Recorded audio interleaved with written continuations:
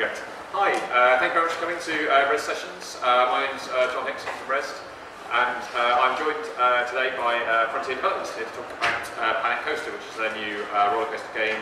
It's available as a kind of early access product at the moment. Obviously, Frontier Developments is very stories developer. They're one of the kind of long-standing features of the UK development scene. Their most recent title was Elite Dangerous, but obviously they've worked on all sorts of stuff since then, like starting off with kind of Elite and Frontier, and through titles like kind of Connectimals and Disneyland Adventures, all sorts of stuff.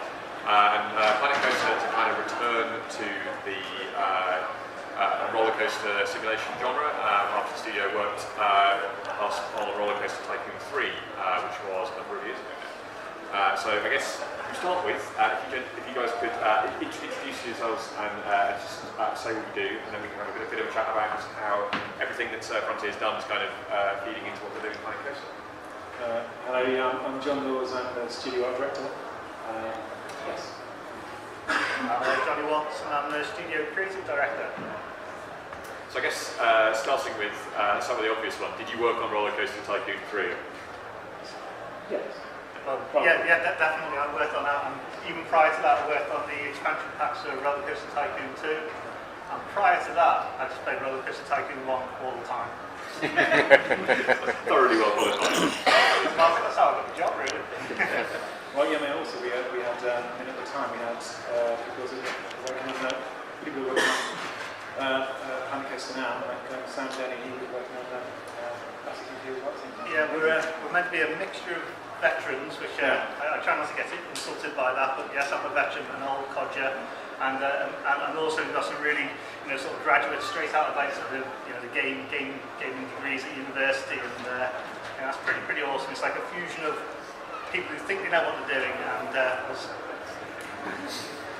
And when it comes to kind of like returning to the genre with like Panic Coasters, I guess like start with the kind of roller coaster stuff. Is it something where you've had like a bunch of like ideas that you've been sat on like since that time, or was it something that you kind of came to with your more recent titles? Yes. So there is a. I think many members of the team have had ideas and things they wanted to do for easily the past decade. And kind of speaking purely visually, there's a fantastical concept for a character I did a while ago. It was like a line-up in a queue. And at the time it just wasn't possible on the machines to get anywhere near it. But to an extent, the kind of DNA of that is the first thing I want to go back to, which is have this dream into detail.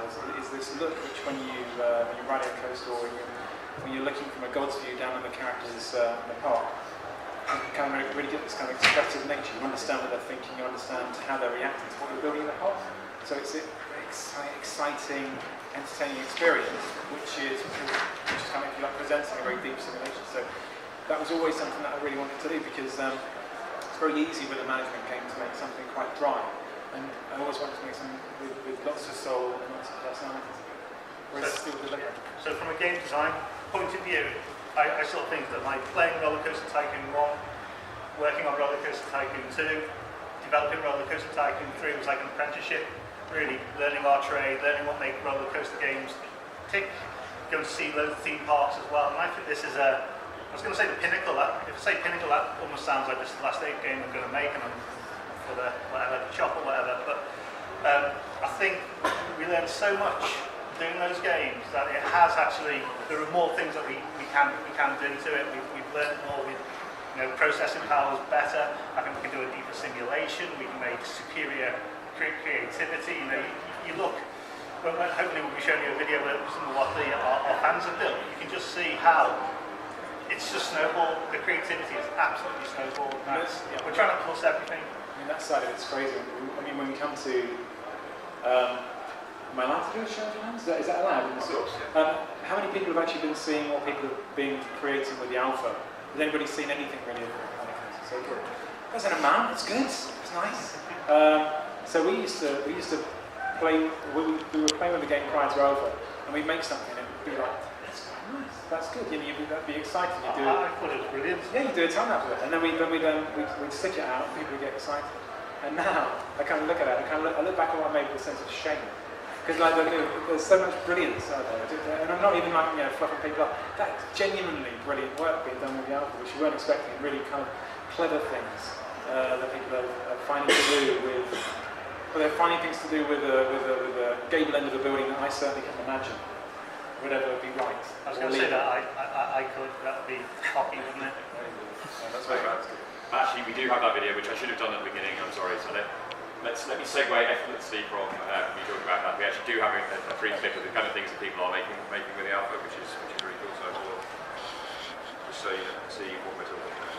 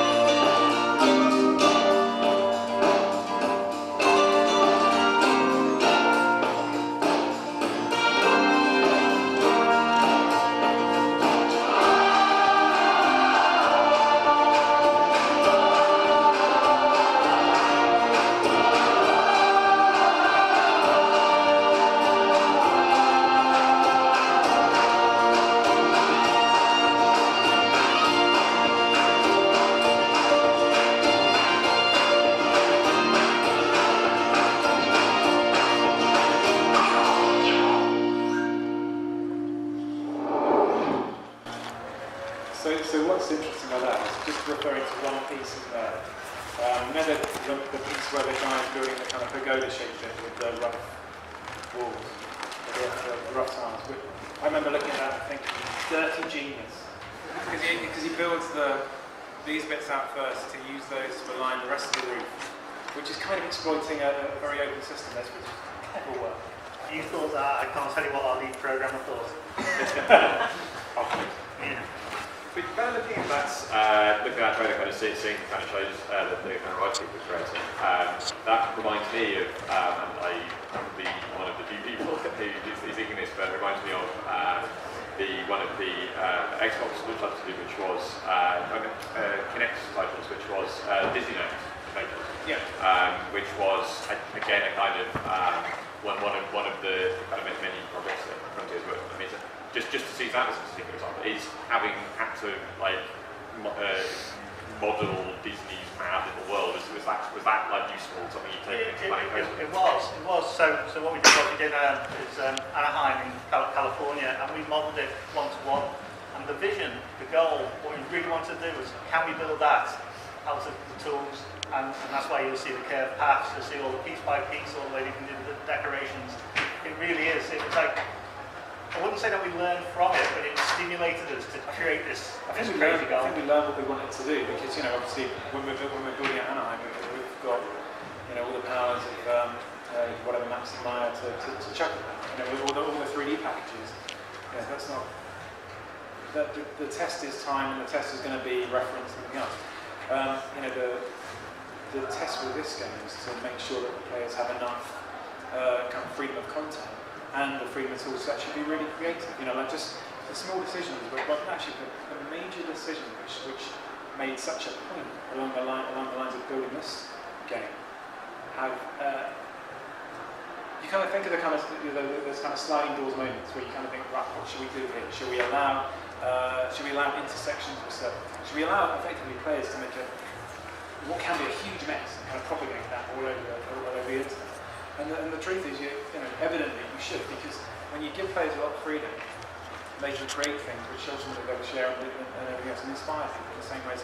When we were looking at what we were making on KDA, we got kind of inspired about where we wanted to go in this park. So, kind of almost going back to that first question, you were talking about what did you want to do? You kind of had these ideas for a long time. I think all the games that we've made, obviously some more relevant than others, like making Disney.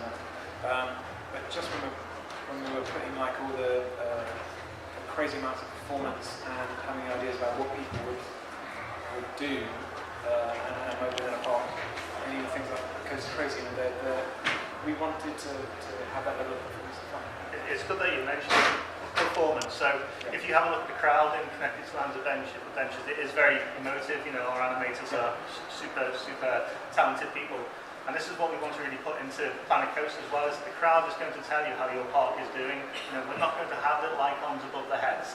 We want people to, at a glance, see if your park's good, bad, scary, making people sick. Obviously, we'll have all the details in the background, all the menus, all the graphs, everything that I like in my nerdy little way.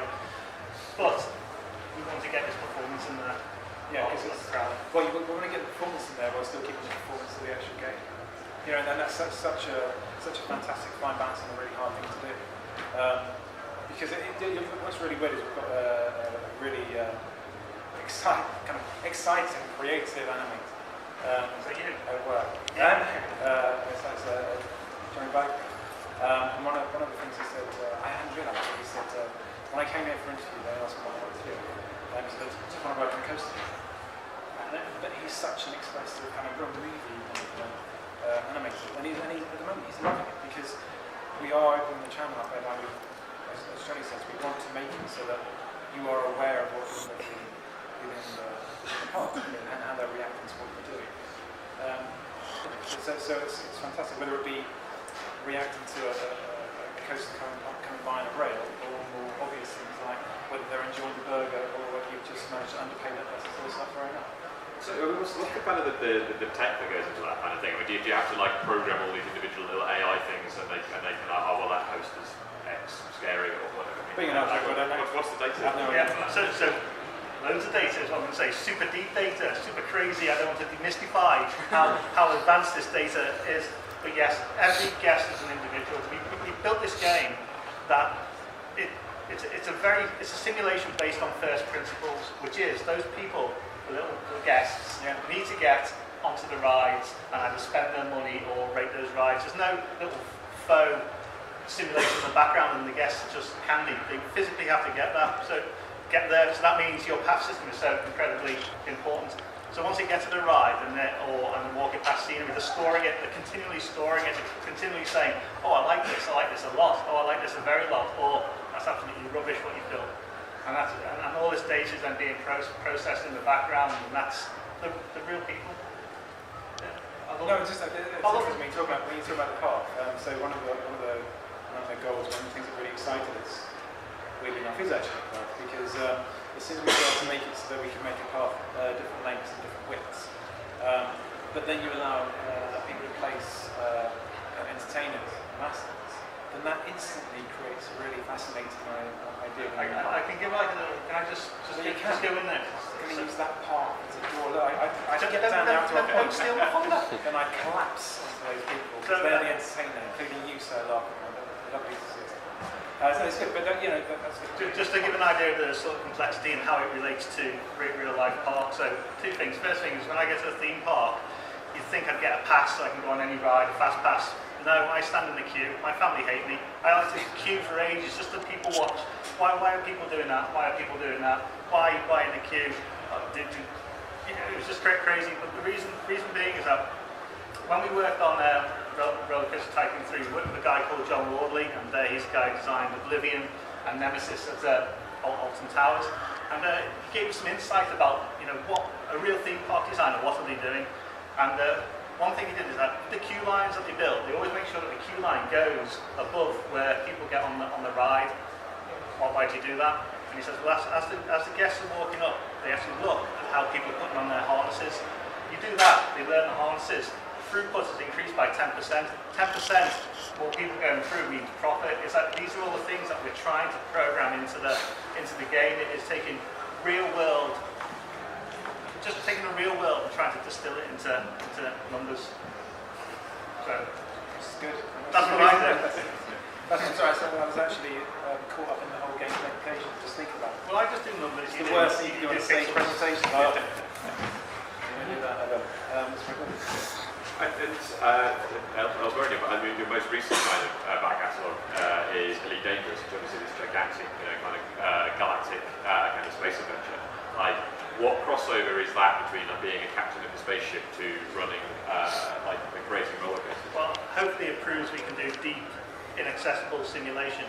No, that's not wrong. I don't mean that. Yeah, basically we take a massive attention to detail.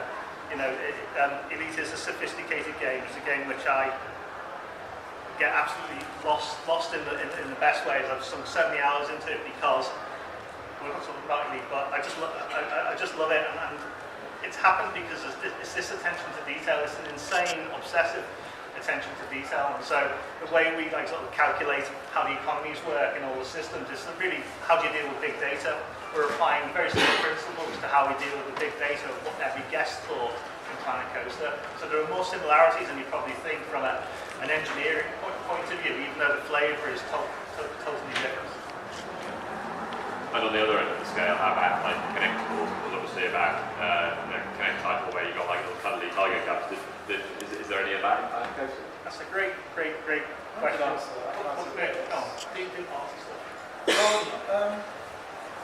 Okay, it's actually it's a company mindset to go all deep on that. Is that so it would be easy to take something like Connectables. I don't think it kind of says what we do as a company.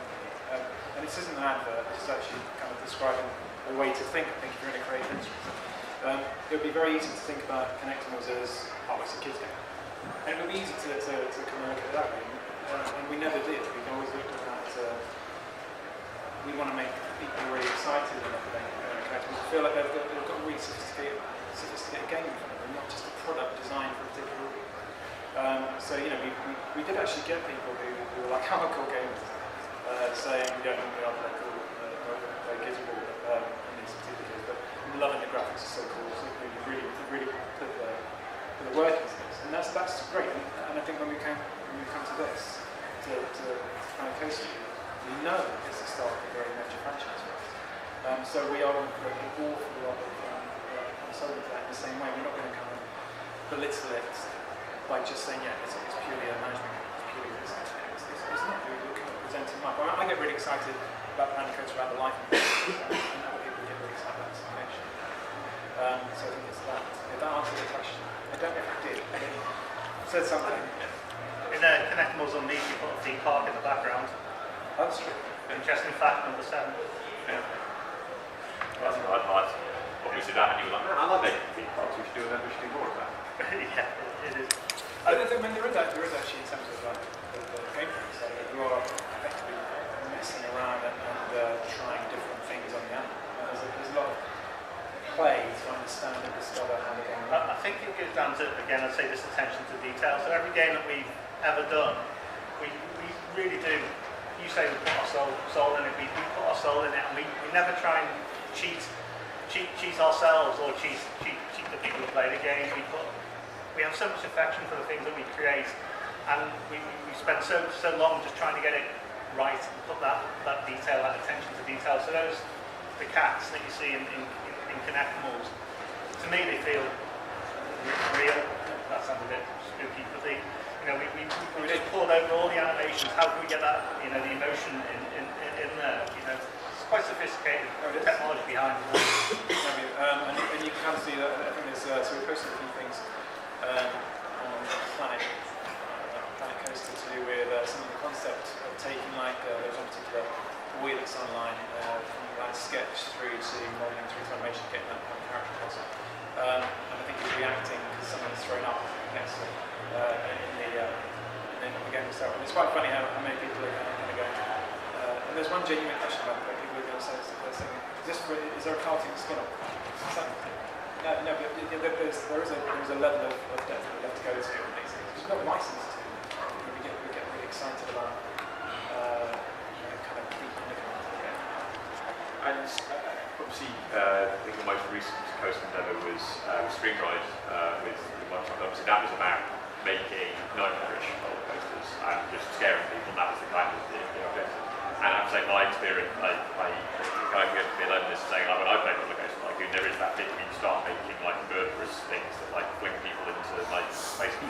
Like, is that something like having made Spring Rider, have you enabled it so that the deaths are particularly spectacular in Planet Coaster, or is that, or are you just trying not to enable sickos like myself? It's going to be a little bit of that. Again, I do sometimes think that fact is stranger than fiction, and what I mean by that is trying to build a roller coaster which feels real and legitimate that's what definitely makes me excited. Yes, if you don't build it correctly, the coaster car is going to fall off and crash, but that's the aim of a subset of people, special people. But yeah, so there is going to be that charm to it, but it's not the main focus. The main focus is the creativity and the simulation. Yes, we'll have payoff for happy accidents and things like that, but the game goes in a slightly different direction. Yeah, certainly one of the reasons why, in terms of stylistically, the characters have got that removed from being real, and to allow that to happen. You see that. Yeah, Planet Coaster is you want to have fun with your guests, and you want them, if you do come off a coaster track, they're not going to die. They'll spring back up and say, "Oh, that's great," and go back on it. Maybe trash your score or stuff like that. Yeah. So, and I mean, you said you got an interest in kind of real life coaster models and kind of deep simulation and that kind of stuff. I mean, is the ambition with Planet Coaster to make we have to make the world's most detailed roller coaster simulation? And was that or was it more about we want to make a game where we want to make it as detailed as possible? I mean, what was the kind of the priority? So goal, deepest simulation, coaster simulation, most authentic coaster simulation ever. How that's presented to the players is very interesting. So I think we try and do it on multiple levels. So, if you just want to go in and creativity is your thing, but you still want to try and do some of the scenarios in the campaign, that's absolutely fine. But if you want to extract the most amount of money out of your guests, then you will see ways of doing that by exploiting the simulation to your advantage. So I have this term which everybody hates, but I love it, called nested complexity. What that means is easy to use, but by going and exploring the menus, the graphs, and things like that, you can go deeper into it. This also scores very well in Scrabble. It does, Nested actually. complexity. Let's try. Sorry, There's two words. No, there isn't. Oh. On a very literal sense, in terms of realism.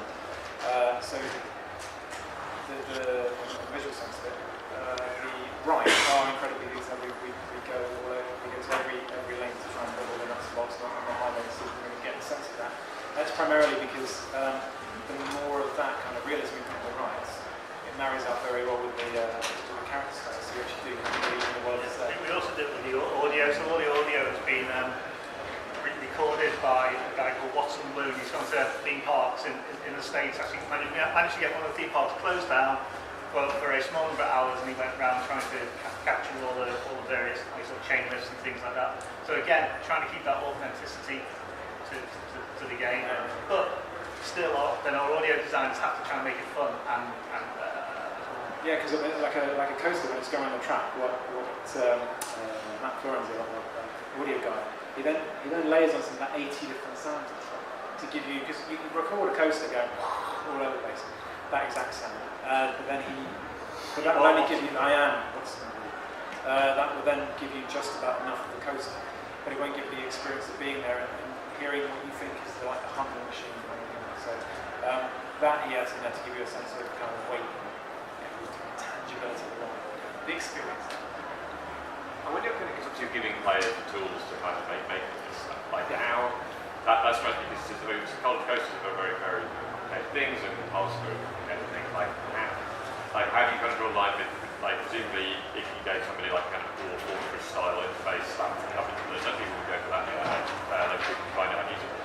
How do you kind of draw the line when you're kind of in terms of how you present the tools to the player, how complicated can you go? What do you just giving everything? It's a really interesting question, and one of the things which people will notice with Planet Coaster is that we have there's a philosophy, that it's piece by piece. And piece by piece serves many things. One, it really reduces your immediate problem to a small localized area, and we feel that if you're building in 3D, that's the best way to approach it. It's not by accident that we do that. We've done coaster games in the past where it's a super spline, almost to the complexity of a game called No Limits, which is great for super advanced users, but not great for people who are, not experienced in 3D. So our first principle is that we break down the problem into this piece by piece, so people aren't daunted by what they have to do. And I'm trying to work with Sponge Scrap at the moment. Then, if you want to do this really advanced stuff, yes, you can on top of it. So you build your coaster piece by piece. But if you want to just adjust the spline or bend it using tweak, sorry, yeah. smooth, you can do it. So advanced functions on top of some basic functions. And in terms of, and again, it kind of goes back to like the AI being able to kind of evaluate it. Like, does that mean there's a formula for the perfect roller coaster? Like, is this something that you've been able to learn from working with Disney? So yeah. I'm going to answer this. I'm going to do the Hershey gambit. So, very interestingly, when we did Roller Coaster Tycoon 3, we partnered with Hershey's American chocolate, which tastes like, anyway, American chocolate, and the prize was awesome. I think it was a $25,000 college scholarship, and we thought, that sounds pretty cool. We'll do that. Go and build a coaster, and we'll judge it. Thinking that we'd have about 200 entries, 16,000 entries later, I did a little bit of math and said, well, maybe I'm going to have to work on this for the next 7 years to try and judge them all. So we wrote a tool, and this complicated heuristic which took into consideration how tight the coaster was, how many specials were the specials, like sort of different specials on the alternated, how high it was, how fast, intensity, excitement, nausea, go on. I think especially as a corkscrew or other such things. Yes, okay, corkscrews, made sure colour and everything like that, and we made this fantastic algorithm, and then we then ran it, and it worked. It worked. We had to train it a little bit, but it worked, and like sort of the top 10 coasters looked pretty damn good.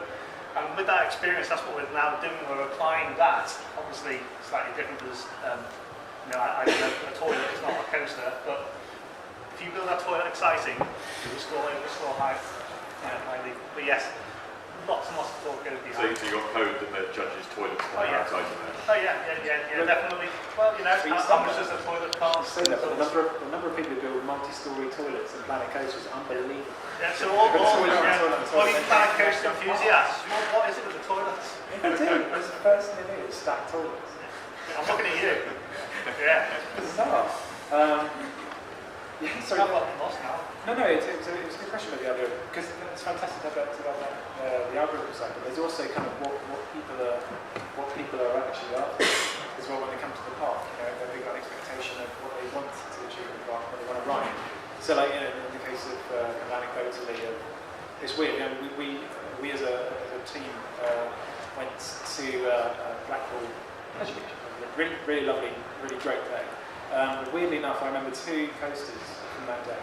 And one was the blue, which I was good in, which was really smooth inverted coaster, lovely thing to ride. Infusion, like a cup of tea. The worst cup of tea, just really flying around. But the other one was the Wild Mouse. Wooden Wild Mouse. It's a nightmare. You go on it, right? It's a nightmare in a good way, because you sit in what feels like a bathtub, and there's someone else between your legs if you're riding with somebody, as I was, and a nice big full-grown man in front of me, and it has no banking on corners. So as I was going around the corner, and so was my partner in front, was whacking into the steel rim of the coaster, and I came off with the next day 2 perfect yellow bruises on each side. Now I always remember that coaster, and I really go back onto it. Say my experience on that one. So I went on that coaster with my daughter. Again, it's pretty good being a dad who has to go to theme parks and things like that. But I was on there with Wild Mouse. It rained slightly, so what John experienced even worse. And we're on there, and we're going up, and the daughter's seeing all these cars going around and clinking and going on like off the sides and stuff like that. She goes to me, goes, "Dad, are we going to die?" And I have to say, I don't know. And she went, "Okay." That's good. That was Jasmine. Yeah, unfortunately the colleague I was riding with, he didn't ask, am I going to die? But I just read my legs would break. So it's difficult. But if I went again, I'd go on that ride. So maybe someone wants to go on the ride that has no banking at all. Maybe that's what they want to ride. And John, your point was for all this? Sorry. That to me, that's a ride that I'd want to go on. So not only do we have a way of understanding what the perfect coaster is, but maybe some people come wanting that discomfort. Maybe some people actually enjoy it. So then you make coasters so that there is a certain chunk of the AI are actually after a coaster too, like. Yeah, I'll say that for you. John's absolutely right, is that the guests who come in all have their own personalities, and some like super extreme, some like sort of the more family coasters, and again you'll have to build your park to cater for your guests' needs. And some of the scenarios will probably populate with less, people who want less exciting coasters, or I can imagine a scenario where there's all these teams coming in who want super exciting coasters, but you can't build them above 50 metres. How are you going to do that? That's a good puzzle for you. Yeah, and people may well ride my park and actually want to experience a particular kind of, if you like, a staged or themed area. And that's a nice thing to. So kind of they might want to see more theatre than don't know. It's good. Okay. So my final question, I'm going to throw it open to any questions from the audience, who presumably all know more about coasters than I do. But obviously, you've spent a bunch of time going to different theme parks and researching this thing. What's the best IRL theme park to go to?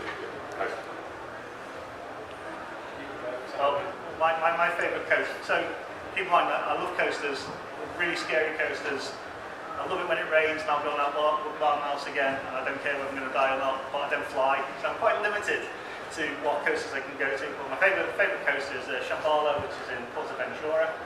And it's a coaster which makes me feel like I'm flying even though I'm not flying. So it's really smooth, it's loads of airtime. I love it. So yeah, Portaventura, get tickets from me, I get 10% sick pay. Yeah, I'm a bit like Rich Newbold working at things tend to terrify me in coaster parks. But I really quite enjoyed the Pepsi Max ride at Blackpool. That was actually a really enjoyable ride because I was terrified of it all the way. It's the highest drop in the rides. It just feels like you're up there far too long. And I remember going up there and screaming to one of the fellow artists at work, literally screaming. It's so high! So high!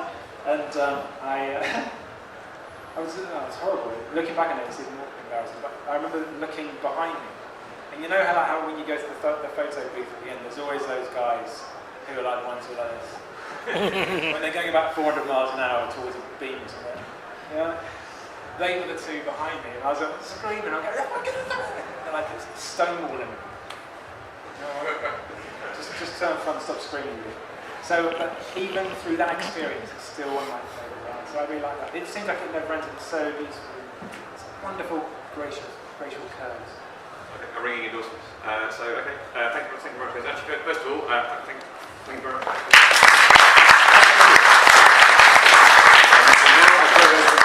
Just in the audience, if you have any questions for the guys about Planet Coaster.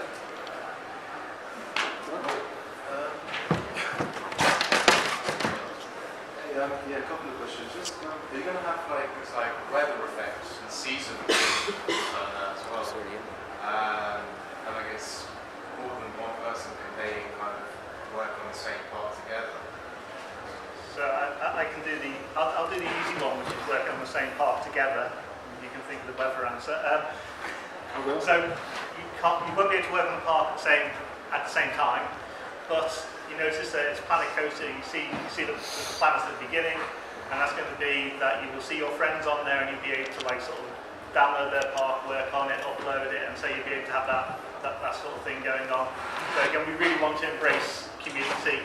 Also, if you're not working on someone's park, you can share, we call them blueprints. So if you build a crazy coaster design, you can share that with your friends. If you build a fantastic toilet, a super toilet, a toilet that scores so incredibly high that it just brings you in so much money, you can share that with your friends too. To be honest, when I first arrived today, the toilet, which was easy to find, would have scored a lot in my world.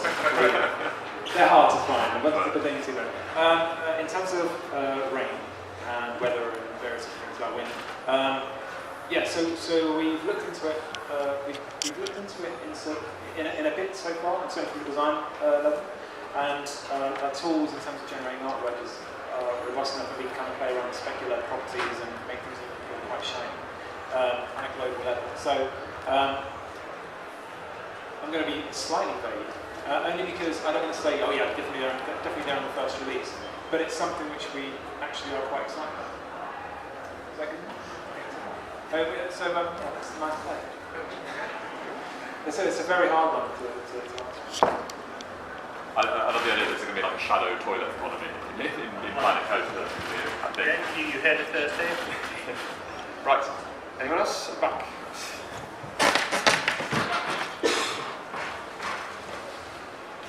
A bit Brew here. I have 2 questions. So the first question I have is, have you considered, or talked about implementing mods for it? Yeah, it's on UGC. Sorry? You mean UGC, user-generated content? Yes. Well, I can answer that one first. So, initial launch is not going to have that in. It's something that I'd say that the Cobra engine, the engine that we use, is geared up to do. And in the fullness of time, we will do it. What we're really focusing on at the moment is, I tried to coin this term, UGC in the box, which means giving you really advanced tools and lots of things that you can build crazy stuff first in a more accessible way within the game. So, not opposed to it at all. It's just not a date. That would be day one. Sorry, just on that, I think it's also really interesting to see the responses when people are seeing the coaster, the Planet Coaster videos that I'm putting out there. They're actually quite excited. I think initially they were kind of going, we want this, and then there was actually quite an interesting kind of counter, like within the forums, where saying actually they're giving us this amount of content from like 2 of the multiple planned packs. Then actually there's quite a lot of stuff we can do. We can say the blueprint, and you can share that. Then actually you can make a very good looking part of your own design, more or less unique. Yeah, we're trying to give you powerful tools. When Alpha 2 comes out and you have a look at the landscape terraforming, that's almost like modelling in ZBrush anyway. You can't get any more, you won't be able to get any more creative than that in certain things, even if you have like a box or something like that. So we've got some even more crazy, super creative tools coming out. Yeah, we want to make sure that people can build and be creative, make their own content and share it, but actually that content looks decent, as opposed to you having to do an awful lot of work to try and find something which is like a make-do piece or whatever from a different library. So we want to make sure that bedrock is there and you've got a good playing field for people to build from. Right, and the second question is, we talked about maybe for down the line the implementation of dark rides. So I spoke to that already, and it's quite interesting. So when you say dark ride, to me, I want the all singing, all dancing variety where we have proper sort of light occlusion. You put your light sources in, and you build all your scenery around it, and it goes dark. So that again is something which is going to most probably be sort of post-release, and I'll talk a little bit about post-release in a bit. However, if you have a look at some of the videos some of the guys are building at the moment, where they're at night time, they're then put the lights in, they are getting good approximations to dark rides. There are 2 things which we're going to do to enhance that. One, again, is that we are going to have triggable events on the coaster, so as you go past it, animations will happen. And secondly, we are looking at seeing if we can do something for turning the lights off when you go in the dark ride, so you'll be able to do even more. But the proper dark ride, the dark ride I want, I'm hoping that if everybody buys the game and it's super successful, it's on the list that I really want to do super well. Yes, just to kind of clarify for those people, I'm sure everybody knows what a dark ride is, but a lot of the full implementation of a dark ride would be something attractive as well. There are all kinds of things to do with it. So you want to make that good when you do that.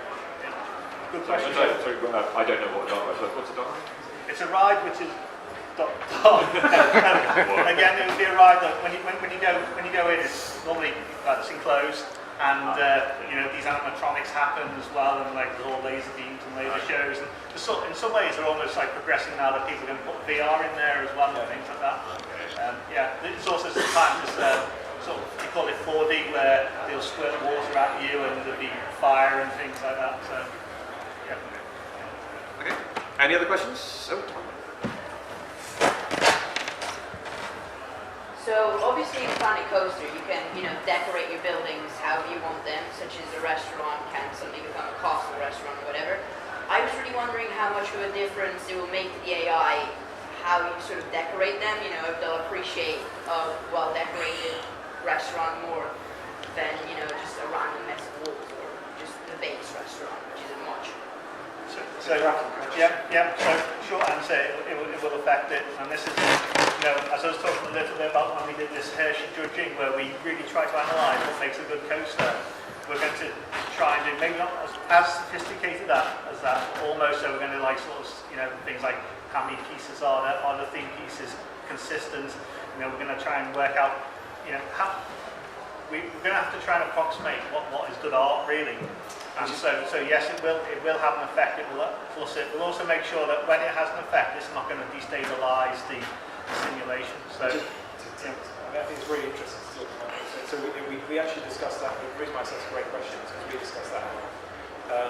And to give you a real good insight as to why we want to make that a good thing to experience. So say you build a fantastic castle and then you start mixing some kind of sci-fi inspired set with it, and actually you generate a really good looking thing. Right?